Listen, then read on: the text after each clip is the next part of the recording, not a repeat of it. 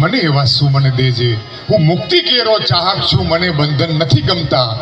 કમળ બીડાય તે પહેલા ભ્રમરને ઉડ્ડયન દેજે, કમળ બીડાય તે પહેલા ભ્રમરને ઉડ્ડયન દેજે. બહુ સુંદર મજાના લોક સંગીતના ડાયરાનું જ્યારે અહીંથી આયોજન કરવામાં આવ્યું હોય ત્યારે ગુજરાત રાજ્ય સંગીત નાટક અકાદમીના ગાંધીનગરના આર્થિક સહયોગથી બારોટ મ્યુઝિક ગ્રુપ પ્રસ્તુત, એટલે કે અમારે ભાનુબેન બારોટ, બહુ સુંદર મજાના કાર્યક્રમનું આયોજન છે. તમામ કલાકારો માટે એકવાર જોડી દીધું. મેં કીધું આટલા બધા મને કે રાખો રાખો, અમે નકામા હજી બીજા 5 મૂકો તોય અમને વાંધો નથી એમ. પણ મેં તમને કહ્યું એમ બહુ સરસ મજાનો વર્ક છે. આજે મારે એ જોવું છે, હાસ્ય કલાકાર છું, રમેશ મહેતાનો અવાજ મારે તમને બધાને સંભળાવવો છે, પણ ખલીલ સાહેબની એક મારે સરસ મજાની ગઝલથી આ કાર્યક્રમને ઉઘાડ આપવો છે.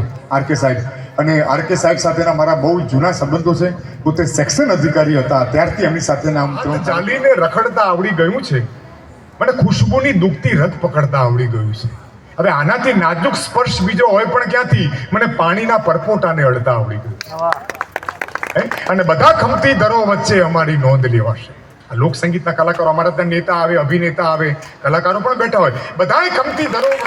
બહુ સરસ મજાનો કલાકાર છે સાહેબ. એના માટે દિલથી એકવાર તમારા વિસ્તારનો લતાનો, ઘણી વાર શું હોય છે કે સ્થાનિક હોય ને તેની કિંમત બહુ માપની હોય. દરેક કલાકારની એક પંક્તિ મને યાદ આવે કે રસમ અહીંની જુદી અને નિયમ સાવ નોખા. અમારા કલાકારો માટે રસમ અહીંની જુદી અને નિયમ સાવ નોખા, અમારે તો શબ્દો જ કંકુને ચોખા. અમે લોક સંગીતના કલાકારો છીએ સાહેબ.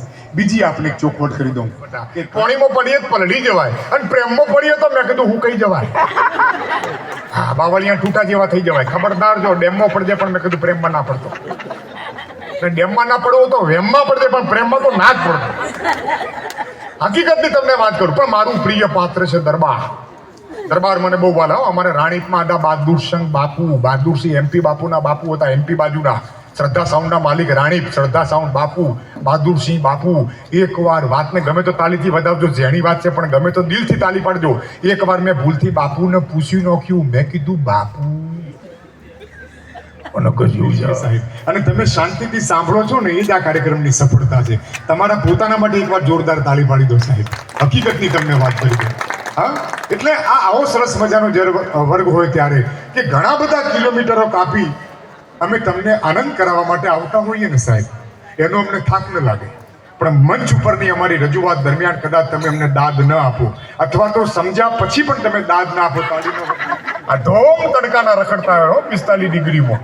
હા, હકીકત. અને મકોડાની મજા છે. જુવાની આવો, ગમે તો કવિ કલાકારને તાળીથી વધાવો, મકોડો કેળેથી છૂટો પડી જાય પણ મેલે નહીં.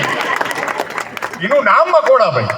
અમારા કવિ કાગ એમ કહેતા, હું સાહેબ, એનો દુઓ છે કે મકોડો મૂર્ખ ઘણો ખાવું લગીર ન ખાય, ભલે અલી કડના કટકા થાય તો એ કરડ ન મૂકે કાગડા સાહેબ. હા, પણ એક એવો સમય મેં તમને કહ્યું, અને બહેનોની વાતો તમને કહી દઉં ભેગા ભેગી, મને એવું ઉપડી શકે. સહેલું નથી. શા માટે સાહેબ? કવિ બનવું સહેલું નથી, કલાકાર બનવું, શાયર બનવું સહેલું નથી. કારણ ખલીલ ધન સાહેબ એવું લખે છે, ધનતેજવી સાહેબ, સાંભળજો એના શેર, સાંભળજો જેટલા પણ બેઠા છો બધા, કે અમે અમારી આ રીત પ્રમાણે રાતોને અજવાળી છે. આ તમામ કલાકારો સાહેબ, શબ્દો ઉપર ધ્યાન આપજો. બીજી લીટીમાં એનો પ્રાણ હોય, એટલે એમાં હું આશા રાખું કે તમને સમજાય તો તાલી પાડજો. હા.